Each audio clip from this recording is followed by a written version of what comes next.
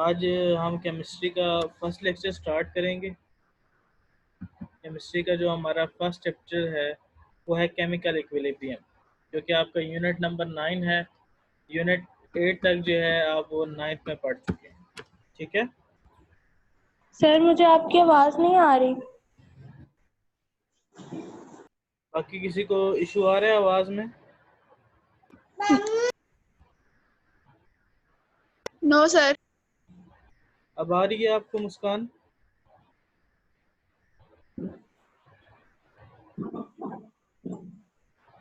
Sir, बहुत हल्की आ रही है, समझ ही नहीं आ रही आपकी आवाज।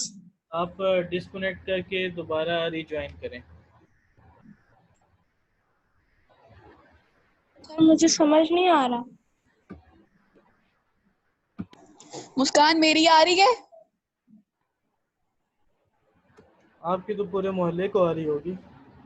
सबकी बहुत हल्की आ रही है। सर उसको नहीं आ रही।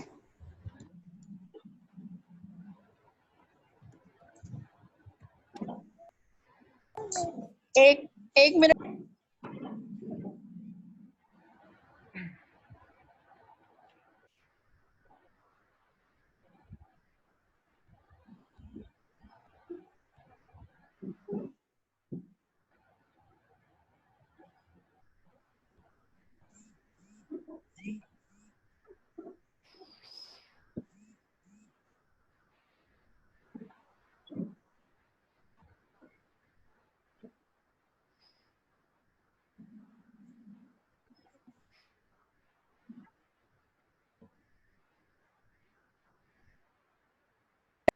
सर मैंने बोल दिया उसे।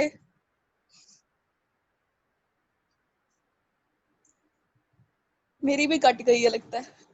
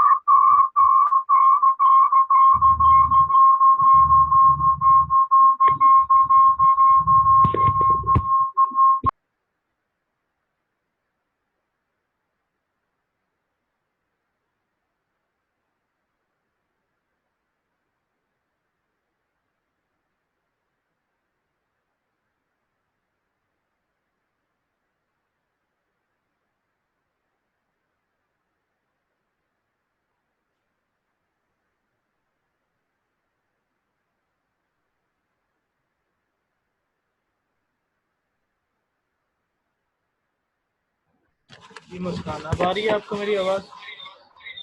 जी सर, अब आ रही है। आज हम चैप्टर नंबर 9 स्टार्ट करेंगे, केमिकल इक्विलिब्रियम। ठीक है, ओके। इंट्रोडक्शन से स्टार्ट करते हैं। कह रहे हैं कि हमें पता है कि बहुत सी जो केमिकल और फिज़िकल चेंजेस होती हैं वो कंप्लीशन की तरफ जाती हैं।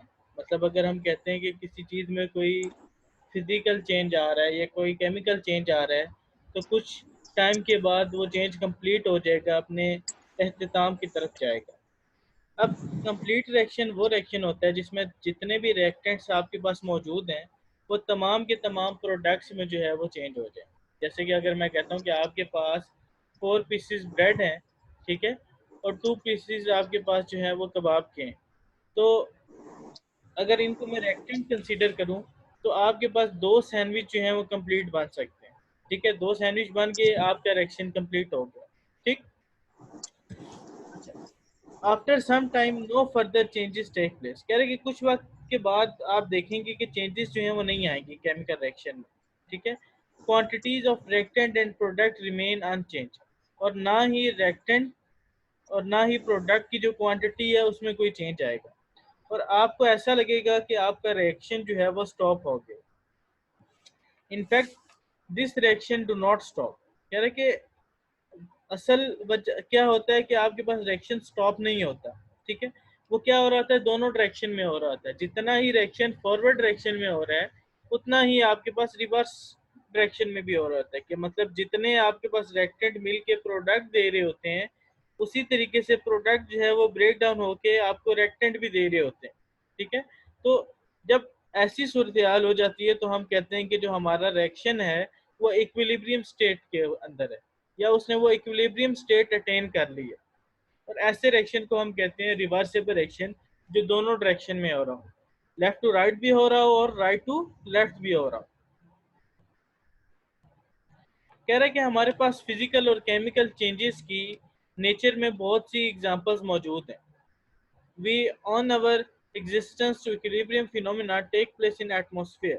We inhale oxygen and exhale carbon dioxide. कह रहे कि जैसे हम सांस जब हम लेते हैं तो हमें ज़रूरत क्या होता है, ऑक्सीजन हमने इनहेल करना है और कार्बन डाइऑक्साइड जो है वो हम एक्सहेल करते हैं।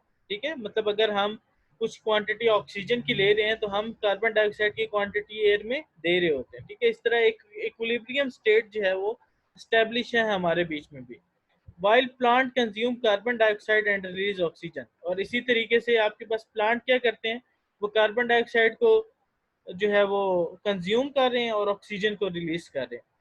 This natural process is responsible for the existence of life on the earth.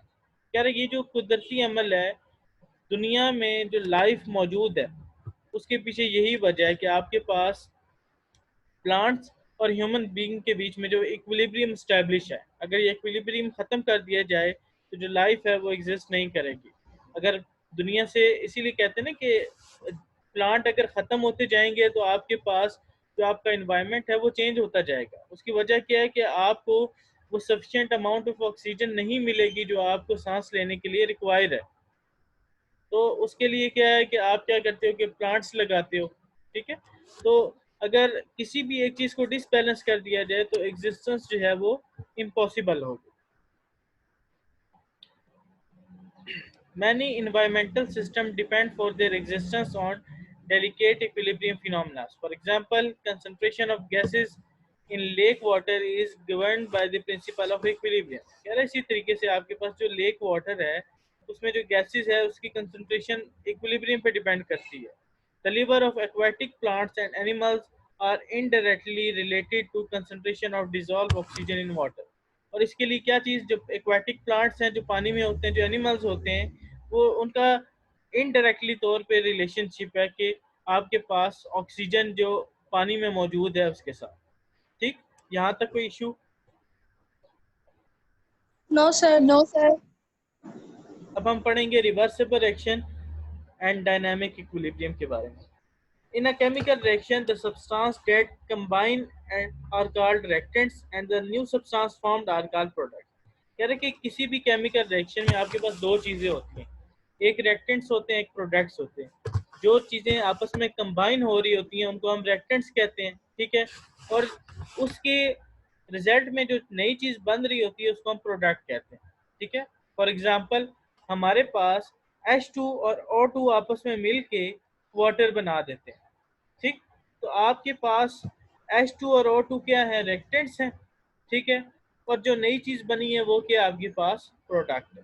ठीक, यहाँ पे सिर्फ वो ये बता रहा है कि हाइड्रोजन और ऑक्सीजन कंबाइन हो रही है, यहाँ पे वो उसकी क्वांटिटी के बारे में नहीं बता रहा। ये स्टेटमेंट लिखी हुई है, उसकी क्वांटिटी अगर 2H2 होगा और प्लस O2 होगा तो ये मिलके वाटर बनाएंगे। अगर ये खाली H2 होता और ये खाली O2 होता तो ये हाइड्रोजन पर ऑक्साइड बना देते। ठीक, तो आपके पास नंबर ऑफ मोल जो हैं वो बहुत इंपॉर्टेंट रोल अदा करते हैं, क्योंकि आपको पता है कि दो हाइड्रोजन के एटम एक ऑक्सीजन के एटम से मिलेगा तो एक मॉलिक्यूल वाटर का बनेगा। ठीक है, तो किसी भी केमिकल इक्वेशन को बैलेंस करना बहुत ज़रूरी होता है। अब ये जो प्लेटिनियम लिखा हुआ है और ये जो हीट लिखा हुआ है, इसका मतलब ये है कि ये आपके पास platinum as a precursor use होगा। ठीक है, जो रिएक्शन को स्टार्ट करने में हेल्प करेगा, और हीट रिक्वायर होगी आपको, तभी जाके आपके पास वाटर बनेगा। ठीक, most of the reaction in which the product do not recombine to form reactants are called irreversible reaction.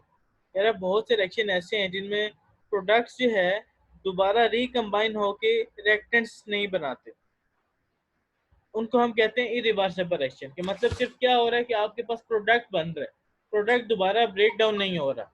ठीक, they are supposed to complete and are represented by putting a single arrow. तो ऐसे reactions को हम कहते हैं कि वो reaction complete हो गए, ठीक है, और उनको रिप्रेजेंट करने के लिए हम क्या करते हैं, एरो को इस्तेमाल करते हैं। अगर सिंगल एरो होगा आपके पास, इसका मतलब ये है कि आपके पास इरिवर्सिबल रिएक्शन है, ठीक। On the other hand, reaction in which the products can recombine to form reactants are called reversible reaction. और इसके बरक्स अगर एक ऐसा रिएक्शन है जिसमें आपके पास प्रोडक्ट तो बन रहा है लेकिन वो प्रोडक्ट दोबारा ब्रेक डाउन होकर रिएक्टेंट्स भी आपको दे रहा है, तो ऐसे रिएक्शन को आप कहते हो कि वो आपके पास रिवर्सिबल रिएक्शन है।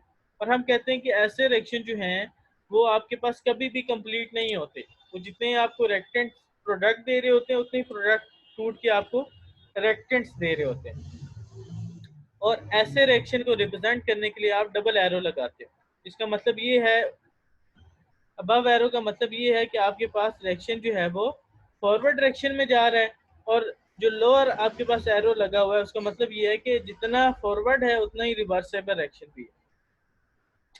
और ये जो रिएक्शन होते हैं ये दोनों डायरेक्शन में हो रहे होते हैं। So a reversible reaction is one which can be made to proceed in either direction depending upon the condition। और कंडीशन के ऊपर डिपेंड करता है कि आपका रिएक्शन फॉरवर्ड डायरेक्शन में होगा या रिवर्सेबल डायरेक्शन में होगा। Let us discuss the reaction between hydrogen and iodine. अब हम एक रिएक्शन को डिस्कस करेंगे हाइड्रोजन और आयोडीन के बीच में। Because one of the reactant iodine is purple while the product hydrogen iodide is colourless. यार क्योंकि इसकी वजह क्या है कि आपके पास जो आयोडीन है उसका जो कलर है वो पर्पल है, ठीक है, लेकिन जो आपके पास प्रोडक्ट बन रहा है वो कलरलेस, उसका कोई भी कलर नहीं है। Proceeding of the reactions are easily observable. और ये चीज़ आप इजीली देख सकते हो कि जब आपने एक पर्पल आयोडीन को आपने हाइड्रोजन के साथ मिक्स किया, ठीक है, रेक्टेंट करवाया, तो आपके पास जो प्रोडक्ट आएगा वो कलरलेस होगा, उसका कोई भी कलर नहीं होगा। On heating hydrogen and iodine vapour in a close flask hydrogen iodide is form. अब ये रिएक्शन होगा कैसे कि आप हाइड्रोजन और आयोडीन को एक क्लोज फ्लास्क में लोगे और उसको हीट करोगे, तो आपके पास जो प्रोडक्ट बनेगा वो हाइड्रोजन आयोडाइड होगा। As a result purple colour of iodine fade as it react to form colourless hydrogen iodide. कह रहे कि जब आप उसको हीट करते हो तो क्या होता है कि उसका कलर जो है वो फेड होना शुरू हो जाता है और वो कलरलेस हाइड्रोजन आयोडाइड आपको दे देता है।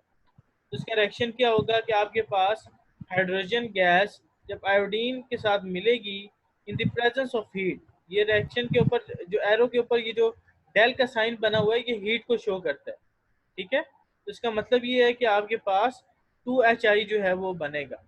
HI क्या है आपके पास, हाइड्रोजन आयोडाइड, ठीक। इस रिएक्शन को हम कहते हैं कि ये हमारे पास फॉरवर्ड रिएक्शन है। On the other hand when only hydrogen iodide is reacted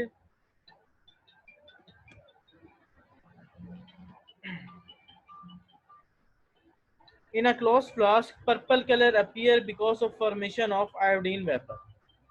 अच्छा आप 2 मिनट जो है वो मुझे दें, मुझे कॉल आ रही है, इसके बाद मैं क्लास कंटिन्यू करता हूँ। Okay sir.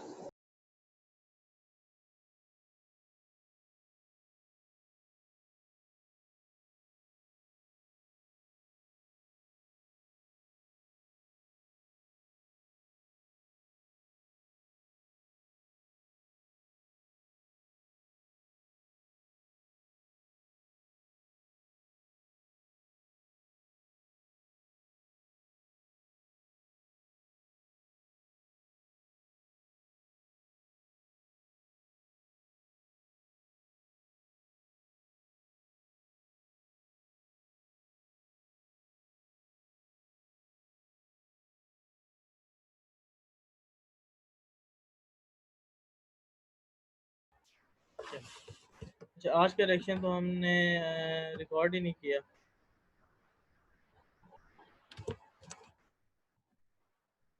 दोबारा से सर स्टार्ट। हो तो रहा है रिकॉर्डिंग। सर रिकॉर्डिंग हो रही है। हो रही है रिकॉर्डिंग। अच्छा ये हम खुद तो नहीं कर रहे फिर। नहीं नहीं ठीक है, हो रही है, हो रही है सर, हमें शो हो रही है। ठीक। अच्छा फिर वो कह रहे हैं on the other hand when only hydrogen iodide is heated in a closed flask purple colour appear because of formation of iodine vapour. कह रहे कि अब आपके पास रिएक्टेंट से प्रोडक्ट तो बन गया है, लेकिन जब आप उस प्रोडक्ट को दोबारा हीट करते हो फ्लास्क में डाल के, तो आप देखोगे कि आपके पास पर्पल कलर के जो है वो फ्लास्क में अपीयर होना शुरू हो जाएगा। इसका मतलब ये है कि आपके पास जो प्रोडक्ट था वो दोबारा से आपको रिएक्टेंट दे रहा है। ठीक है, तो आपके पास क्या होगा, जब 2HI को आप हीट करोगे तो आपके पास हाइड्रोजन गैस आ जाएगी और साथ आयोडीन आ जाएगा। ठीक है, वो जो पर्पल कलर आपको शो होगा वो बेसिकली आयोडीन का होगा। ठीक, in this case hydrogen iodide act as reactant and product hydrogen and iodine vapour. This reaction is reverse of the above. अब ये रिएक्शन आपके पास क्या होगा, जो आपके पास ये वाला रिएक्शन है ये फॉरवर्ड रिएक्शन है और ये आपके पास रिवर्स रिएक्शन है। ठीक, when both of these reactant are writing together, जब आप इन दो रिएक्शंस को इकट्ठा लिखना चाहोगे तब आप कैसे लिखोगे, तब आप लिखोगे H2 + I2 और इसके बीच में रिवर्सिबल रिएक्शन का साइन डाल दोगे। इसका मतलब ये है कि ये फॉरवर्ड रिएक्शन को शो कर रहा है ऊपर वाला एरो, और जो ये वाला एरो है ये रिवर्सिबल रिएक्शन को शो कर रहा है। ठीक है, कि जो बैकवर्ड डायरेक्शन में हो रहा है।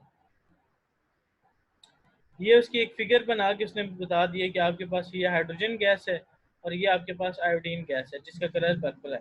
जब आप इसको हीट करते हो तो आपके पास हाइड्रोजन आयोडाइड बन जाता है। ठीक है, और यहाँ पे आप देख सकते हो कि जो आपके पास कलर है वो डिसअपियर हो गया। ठीक है, आपके पास वाइट कलर ही हो गया, लेकिन जब आप इसको दोबारा हीट करोगे तब आपके पास अगेन क्या आ जाएगा, पर्पल कलर आयोडीन का आ जाएगा और हाइड्रोजन गैस आ जाएगा। ठीक, let us have another example. अब हमारे पास एक और एग्जांपल है कैल्शियम ऑक्साइड और कार्बन डाइऑक्साइड। इसको जब हम हीट करेंगे या इसका रिएक्शन करवाएंगे तो हमारे पास कैल्शियम कार्बोनेट बन जाएगा। ठीक है, और अगेन जब आप कैल्शियम कार्बोनेट को जब दोबारा ब्रेक डाउन करोगे तो आपके पास डिकम्पोज करने से कैल्शियम ऑक्साइड और कार्बन डाइऑक्साइड आ जाएगा। ठीक है, तो अगर आपने इन दोनों रिएक्शन को एक साथ लिखना है तो आप कैसे लिखोगे कि ये जो रिएक्शन आपने ऊपर लिखा हुआ है इसके बीच में आपने ये वाला साइन डाल देना है जो रिवर्सिबल रिएक्शन को शो करेगा। ये इसी रिएक्शन की जो है वो आपको पिक्चर बना के बता रहा है कि आपके पास कैल्शियम कार्बोनेट को जब हीट किया गया तो आपके पास कैल्शियम ऑक्साइड आ गया और कार्बन डाइऑक्साइड आ गया। ठीक, ये रिवर्सिबल रिएक्शन है, और इसको अगर आप उल्टा दो तो आपके पास फॉरवर्ड रिएक्शन हो जाएगा।